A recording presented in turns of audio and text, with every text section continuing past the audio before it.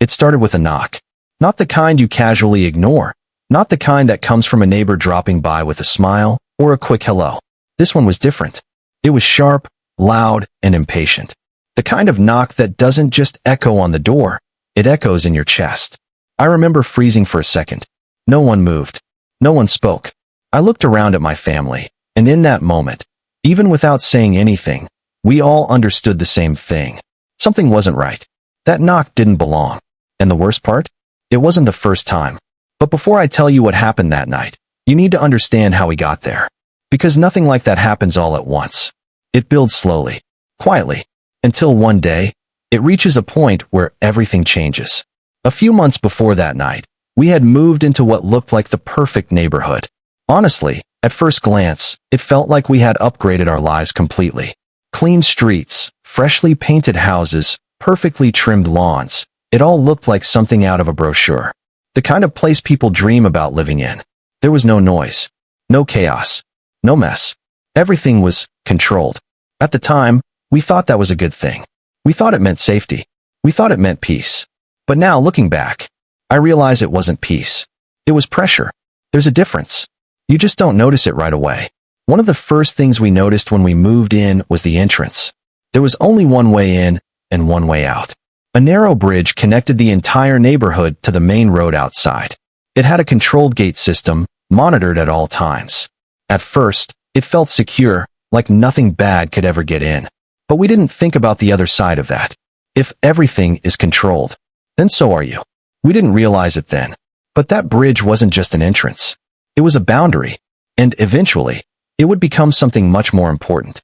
During our first few days, we were busy settling in. Unpacking boxes, arranging furniture, trying to make the new place feel like home. That's when we started noticing the signs. They were everywhere. On poles, on walls, near sidewalks. Printed clearly, impossible to miss. Rules about parking. Rules about noise levels. Rules about visitors. Rules about how your house should look from the outside.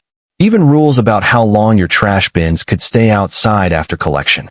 At first, it felt a little too much, but we didn't take it seriously. We laughed about it. I remember joking with my parents, saying, "Who actually checks all this stuff?" We thought it was just formalities. Just guidelines to keep things organized. We didn't think anyone was actually enforcing them that strictly. That was our first mistake. Because the thing about rules like that isn't how they're written. It's how they're used. And we were about to learn that the hard way. The first time HOA security showed up, it didn't feel serious at all. It was a normal evening. We had just gotten home after a long day. Everyone was tired, just trying to relax a little before dinner. And then, knock, knock, knock. Firm, precise, uncomfortable. My mom went to open the door, and standing there was a security guard. No greeting, no smile, just a clipboard in his hand and a look that felt cold. He pointed toward the street and said our trash bins had been outside for too long. That was it. No warning, no conversation. No, hey, just letting you know. Just a note written down like we had done something wrong. My mom tried to explain that we had just gotten home and hadn't had time yet. But he didn't seem interested in explanations. He just wrote something on his clipboard, gave a short nod, and walked away. We stood there for a moment, confused. Then we laughed it off. "It's fine," my dad said. "They're just doing their job." And maybe at that moment, we believed that. But then it happened again. A few days later. Another knock. Another complaint. This time it was about parking. Then it happened again. And again. Within a couple of weeks, those visits stopped feeling random. They started feeling targeted. Sometimes they came early in the morning, when we were barely awake. Sometimes late at night, when everything should have been quiet. But they always came at the worst possible times. And every time, it was something small. Something that didn't really matter. Something that shouldn't have mattered. But to them it did. Or at least, they acted like it did. And slowly, things started to change inside our house. At first, it was small. We became more careful. We started double-checking things. Making sure everything was exactly how it was supposed to be. Where we parked the car. How long the trash bins stayed outside. What time guests arrived, and when they left. We followed every rule as strictly as possible. No shortcuts. No mistakes. But somehow, it was never enough. There was always something. Something we missed. Something they pointed out. Something they used as a reason to come back again. And with every visit, the feeling got worse. It didn't feel like they were helping anymore. It felt like they were watching, waiting, looking for something. And the worst part? We started feeling it even when they weren't there. That constant pressure, that constant awareness, like we were being observed all the time.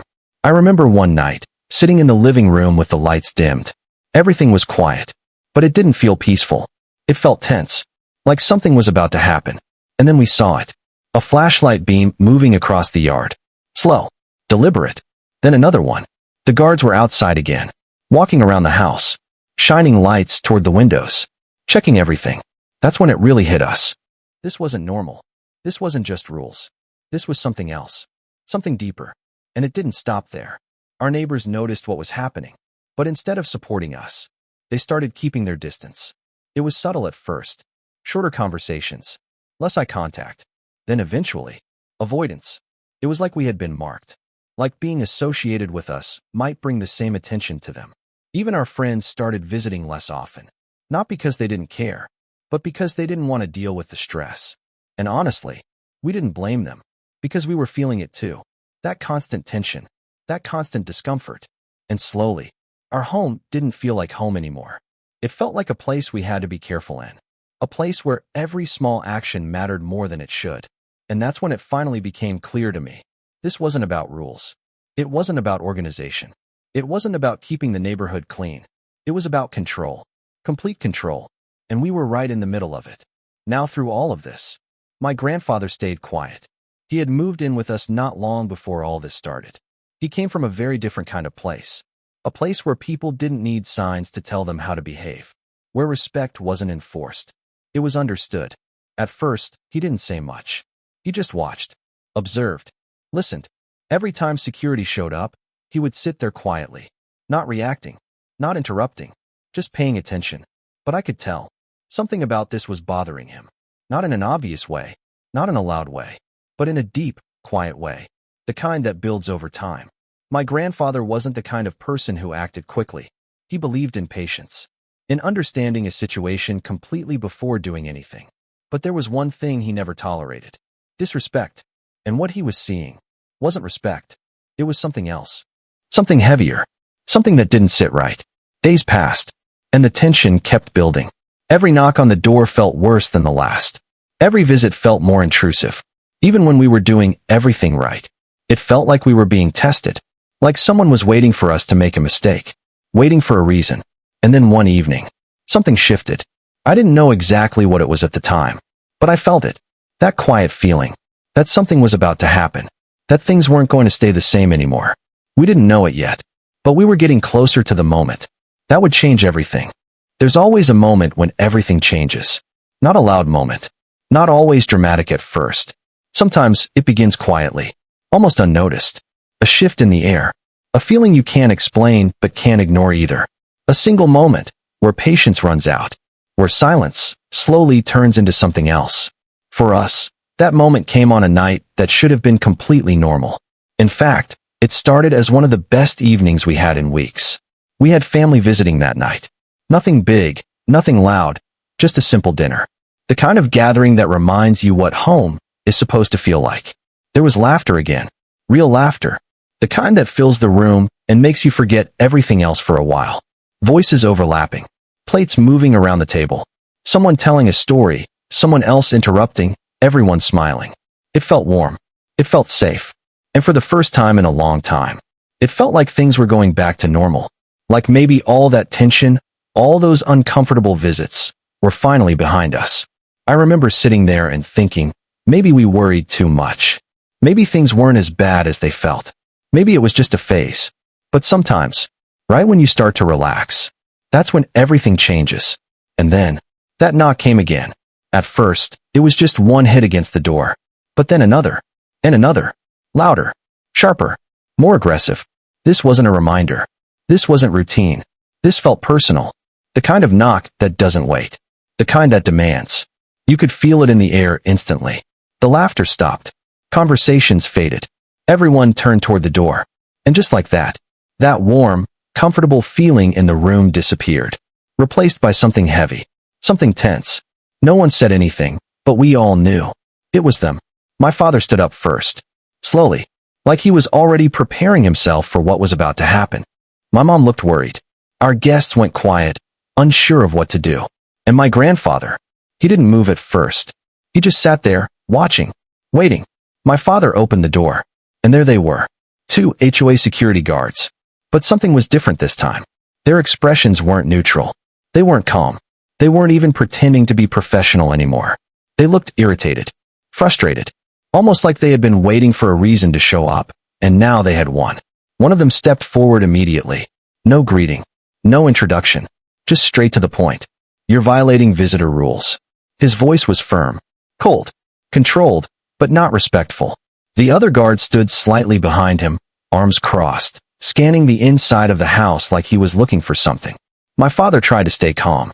He explained that it was just a small family dinner, that no one was causing any trouble, that everything was under control. But they weren't listening. They didn't come to understand. They came to enforce. The first guard shook his head slightly, like he had already made up his mind before even knocking. It's past the allowed time, he said. Your guests need to leave. Now. No discussion. No flexibility. Just orders. You could feel the tension building with every second. My mom stepped forward, trying to soften the situation. She explained again, calmly, politely, that this was family, that they had come from far away, that it wouldn't be long. But the guard didn't even acknowledge what she said. It was like talking to a wall. And then, it happened. One sentence. One line that crossed everything. This isn't really your house if you can't follow our rules. The moment those words were spoken, everything changed. The room went completely silent. Not the kind of silence that feels peaceful. The kind that feels heavy, sharp, uncomfortable. You could almost hear the air tighten. I remember looking around. At my parents. At our guests. At the guards. And then, at my grandfather. Up until that moment, he hadn't said a single word. He had been quiet through everything. Watching. Listening. But now, he moved. Slowly. Deliberately. He stood up from his chair. No rush. No sudden movement. Just calm, controlled motion. And as he walked toward the door, something shifted in the atmosphere. It's hard to explain, but it felt like the balance in the room had changed. Like something steady had just entered the situation. He stopped just a few steps from the guards. Looked directly at them. Not angry. Not emotional. Just certain. And then he spoke. You should leave. That was it. No shouting. No threats. No long speech. Just 4 simple words. But the way he said them, it carried weight. Real weight. For a brief moment. Even the guards paused. You could see it in their faces. That slight hesitation. That unexpected reaction. But then they laughed. A short, dismissive laugh. Like they were trying to shake off what they had just felt. One of them muttered something under his breath. The other stepped back slightly, shaking his head. They threw in a few more comments. Mentions of fines. Warnings about consequences. Empty threats meant to remind us who they thought was in control. And then, they turned around. And walked away. Just like that. The door closed. And the silence inside the house remained. But it wasn't the same silence as before. This one felt different. Something had shifted. Something real. Something important. The dinner didn't continue the same way after that. The laughter didn't come back. People tried to act normal, but it wasn't the same. That moment had changed the mood completely. Later that night, after everyone had left, things got quiet again. But not peaceful. Not comfortable. Just quiet. My grandfather didn't say much. He didn't explain what he was thinking. He didn't show anger. He didn't complain. Instead, he stepped outside. Alone. I remember watching him through the window. Standing there in the dark. Still. Silent. Looking towards something in the distance. The bridge. That same narrow bridge at the entrance of the community. The only way in. The only way out. At the time, I didn't understand why he was looking at it. Why he stood there for so long. Why he seemed so focused. But now, I know. That was the moment. The exact moment. He made his decision. The next day, everything seemed normal again. At least on the surface. He acted like nothing had happened. Sat the same way. Spoke the same way. Moved the same way. But I started noticing small things. Details that didn't seem important at first. He went for walks more often. Longer walks. And somehow, those walks always led him near the bridge. At first, I thought it was coincidence. But then I realized. It wasn't. He would slow down as he got closer. Look at the gate. Watch how it opened. How it closed. Pay attention to the timing. The patterns. The system. He wasn't just walking. He was studying. Carefully. Patiently. like someone trying to understand exactly how something works. There was a calmness in him, but not the usual kind. This was different. This was the kind of calm that comes when someone already knows what they're going to do. They're just waiting for the right moment. And even though he never said anything, I could feel it. Something was about to happen. That night, the neighborhood went quiet again, just like every other night. The same stillness, the same routine, the same sense of control. The security guards went on their usual rounds, confident, relaxed, certain that everything was exactly the way it should be, like nothing could challenge them, like nothing ever would. But for the first time, they were wrong.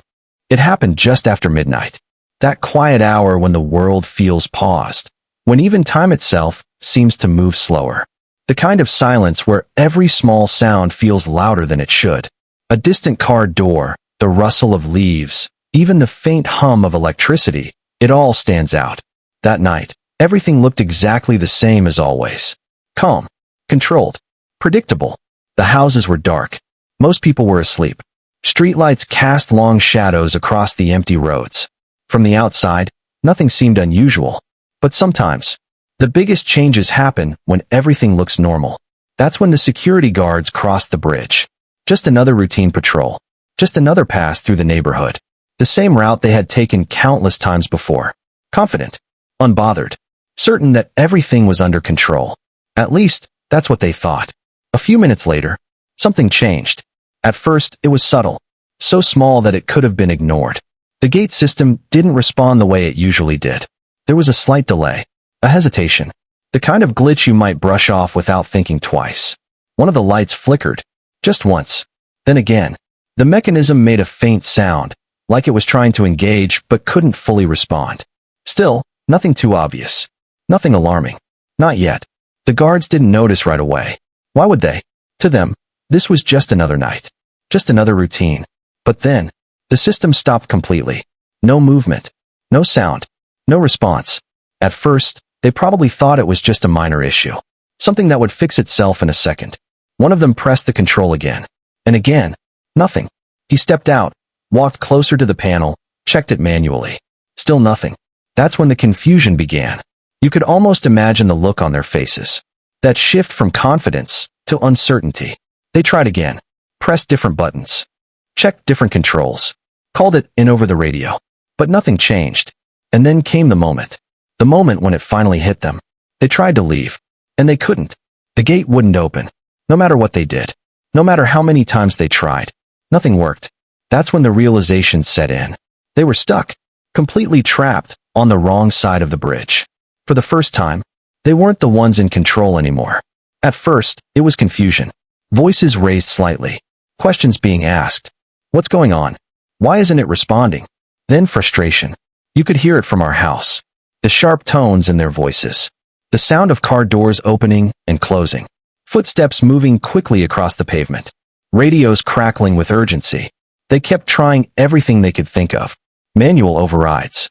System resets. Calling for assistance. Repeating commands over and over again. But no matter what they did, the result was the same. Nothing. The system didn't respond. The gate didn't move. The bridge remained closed. Locked. Sealed. And slowly, that frustration turned into something else. Silence. Because there's a point where effort stops making a difference. Where trying again doesn't change anything. And in that moment, they reached it. Hours passed. Slowly. Uncomfortably. The night felt longer than usual. Heavier. Colder. The energy that once filled the air, the urgency, the noise, the movement, started to fade. Because there was nothing left to do. They were stuck. And they knew it. Back inside our house, everything was quiet too. But it wasn't the same kind of quiet. This one felt different. Intentional. Aware. No one said much. But everyone understood. Something had happened. Something big. And even without words, we all knew who was behind it. My grandfather. He wasn't inside. He wasn't watching from the window. He wasn't reacting. He was just absent. And somehow, that said everything. The night slowly gave way to morning. The sky shifted from deep black to soft gray, then to pale blue. And with it, the neighborhood began to wake up. At first, it was subtle. A door opening here. A curtain moving there. People stepping outside, pretending to go about their normal routines. But no one was really focused on their routine. Everyone was watching. watching the bridge, watching the guards, watching the situation unfold. Word had spread. Quietly, quickly, people whispered to each other, exchanged looks. Try not to stare too obviously. But the curiosity was there. Because for the first time, the balance had shifted. The ones who enforced control were now experiencing what it felt like to have none. And it showed. The guards didn't look the same anymore. The confidence was gone, replaced by something else. Frustration, exhaustion, uncertainty. Eventually, help arrived. Technicians, officials, people who were called in to fix the system. They moved quickly, examining the controls, opening panels, checking connections, trying to understand what had gone wrong. But even they seemed confused. Because whatever had happened, it wasn't simple. And right there, standing calmly near the bridge, was my grandfather. Hands relaxed, posture steady, face calm, like nothing unusual had happened. Like this was just another normal morning. One of the officials approached him. You could tell he was frustrated, maybe even angry. He started speaking, asking questions, demanding answers, trying to make sense of the situation. But my grandfather didn't react. He didn't argue. He didn't explain. He didn't defend himself. He just looked at him, calmly, directly, and said, "Now you understand." That was it. No long explanation. No accusation. No raised voice. Just those 3 words. And somehow, they were enough. Because the message was clear. Perfectly clear. After that day, things changed. Not overnight. Not dramatically at first. But noticeably. The visits stopped. No more late-night knocks. No more constant inspections. No more unnecessary complaints. The pressure that had been sitting over our house lifted. The rules were still there. The signs didn't disappear. The system didn't vanish. But the way it was enforced changed. It became quieter, more reasonable, more human. Neighbors started talking again, smiling again, walking a little closer instead of keeping their distance. It felt like the entire community had been holding its breath and finally let it go. And through all of this, my grandfather never said what he did. He never confirmed anything, never explained how, never took credit. He didn't need to, because sometimes actions speak louder than explanations. And what he showed that night didn't need words. It was a message, a clear one. Respect goes both ways. And if you take it from others, don't be surprised when it's taken from you. Even now, whenever I hear a knock at the door, I remember that night, that exact feeling, that moment of tension. But more than that, I remember what came after. The night everything changed. The night control shifted. The night the balance was restored. And the night the ones who thought they had all the power realized what it felt like to lose it.